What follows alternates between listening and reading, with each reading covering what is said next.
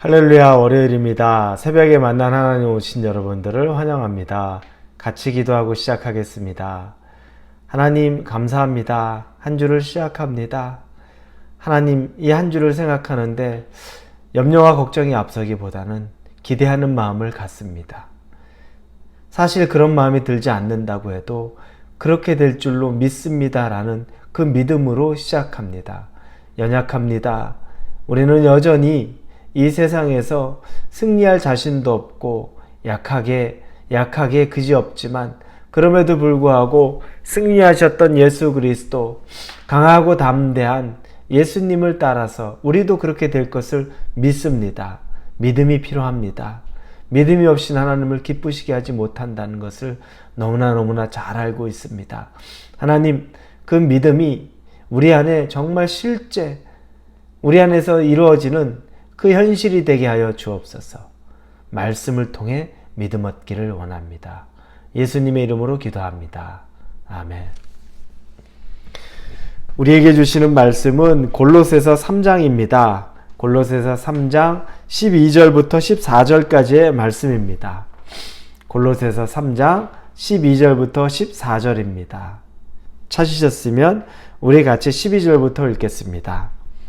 그러므로 너희는 하나님이 택하사 거룩하고 사랑받는 자처럼 긍휼과 자비와 겸손과 온유와 오래 참음을 옷 입고 누가 누구에게 불만이 있거든 서로 용납하여 피차 용서하되 주께서 너희를 용서하신 것 같이 너희도 그리하고 이 모든 것 위에 사랑을 더하라. 이는 온전하게 매는 띠니라. 아멘. 오늘 본문에서 우리에게 몇 가지 도전을 하는 말씀들이 있습니다. 우리의 성품에 관한 내용들을 12절에서 이야기합니다. 긍휼과 자비와 겸손과 온유와 오래 참음을 옷 입고 라고 말합니다. 우리는 긍휼과 자비와 겸손과 온유와 오래 참음으로 옷 입다. 우리를 이렇게 둘러 감싸라는 거죠. 그런데 이 성품들은 나 자신, 개인에게도 좋은 거지만 어떤 상대방에게도 우리가 하게 되는 성품입니다. 긍휼, 나에 대한 긍휼, 나에 대한 자비는 누가 시키지 않아도 합니다. 왜냐하면 다른 사람에 대해서는 굉장히 우리가 평소에 엄격하지만 우리 자신에 대해서는 얼마나 많이 관대합니까? 다른 사람들의 허물과 죄에 대해서는 우리가 낱낱이 지적하지만 내 허물과 죄에 대해서는 우리가 얼마나 많은 익스큐즈를 이야기합니까? 우리는 우리 자신에 대해서는 특별히 말할 필요도 없이 자비도 있고 긍휼도 있고 우리는 우리 스스로에 대해서 우리 자신에게 온유하고 오래 참습니다. 근데 정말 중요한 건 다른 사람에게 이런 성품을 보이고 갖고 있느냐에 대한 문제죠. 다른 사람을 대할 때 온유하게 자비하게 그 사람들을 긍휼로 여기며 오래 참을 수 있습니까? 그래서 이 성품은 나를 위한 것 되지만 다른 사람에게도 그런 것을 하게 되는 겁니다. 그런데 이 성품대로 살려고 한다면 굉장히 손해보는 느낌이 들죠. 누군가에게 다른 사람은 나한테 나이스하지 않은데 나는 그 사람에게 나이스해야 됩니다. 다른 사람들은 나에게 악의적인 마음이 있는데 나는 그 사람들에게 여전히 친절하고 불쌍히 여기는 마음도 있고 보살펴야 되는 마음도 있습니다. 이건 왠지 일방적이고 내가 손해보는 것 같습니다. 그럼 왜 이렇게 해야 될까요?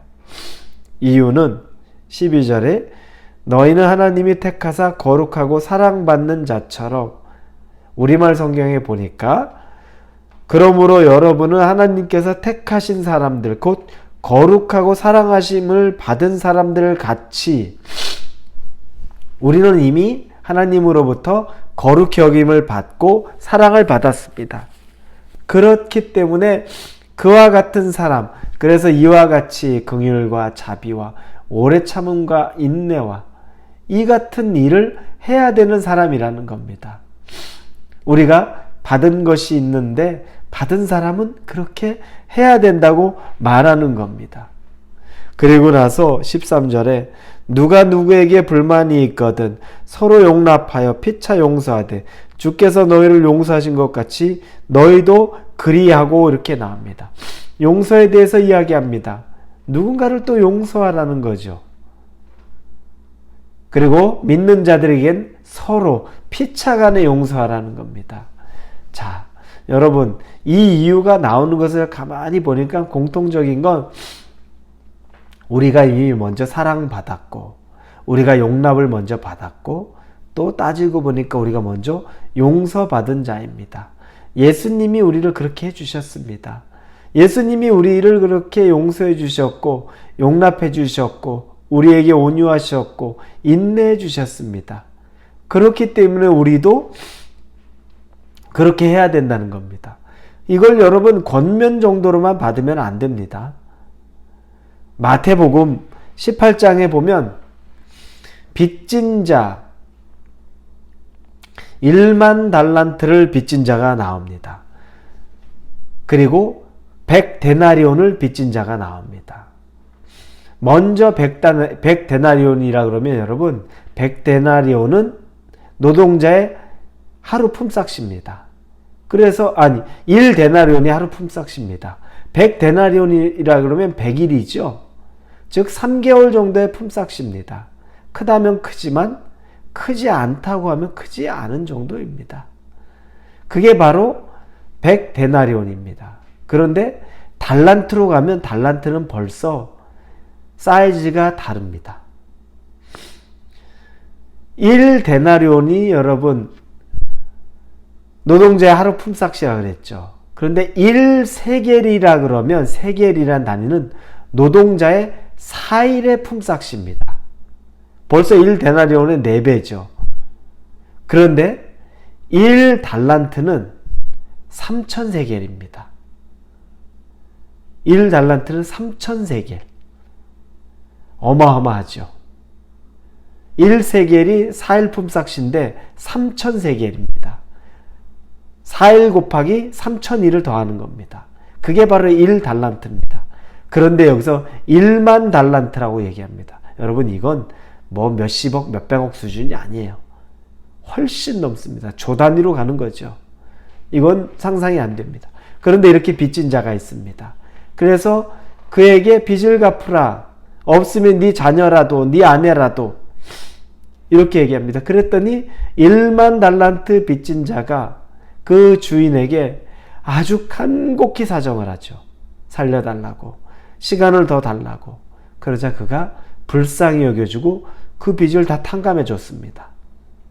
그런데 그가 그 1만 달란트 탕감받은 자가 자기에게 100데나리온 즉 3개월치 월급 정도 되는 것 빚진 자 똑같이 만납니다. 빚 갚으라. 그랬더니 그 사람이 용서해 달라고 시간을 좀 더 달라고 얘기하자 근데 그 사람이 그렇게 못하겠다고 하면서 감옥에 가둬 버렸습니다.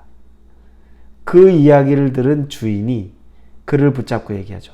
내가 너한테 1만 달란트 수조에 대한 것들을 용서했음에도 네가 3개월치 월급 안 갚는다고 그거 좀 늦게 갚겠다고 말하는 그를 감옥에 가둬?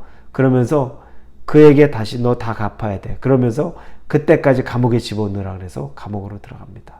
이건 여러분 어떤 걸 말합니까? 용서받은 자는 반드시 용서해야 된다는 겁니다. 선택사항이 아닙니다. 우리가 하나님으로부터 용서받았고 우리가 하나님으로부터 사랑받았으면 그건 그때부터 이제 선택이 아닙니다. 그건 당연히 해야 되는 일입니다. 용서받은 자, 사랑받은 자가 용서하지 않고 사랑하지 않으면 책망받을 수밖에 없고 아주 무서운 책망이 기다리고 있다는 겁니다. 그래서 여러분 이걸 아주 해도 되고 말아야 되고 정도로 생각해서는 안 됩니다. 심각하게. 그런데 이걸로 끝나는 건 아닙니다. 14절에 보니까 이 모든 것 위에 사랑을 더하라. 이는 온전하게 매는 띠니라. 용서하는 것도 사실은 쉽지 않습니다. 나에게 핍박하던 사람, 나를 어렵게 하던 사람, 이유 없이 나를 괴롭게 하던 사람, 그 사람을 용서하는 것만으로도 엄청난 일인데 그 위에 사랑을 더하라고 말합니다. 왜냐하면 예수님이 그렇게 하셨기 때문입니다.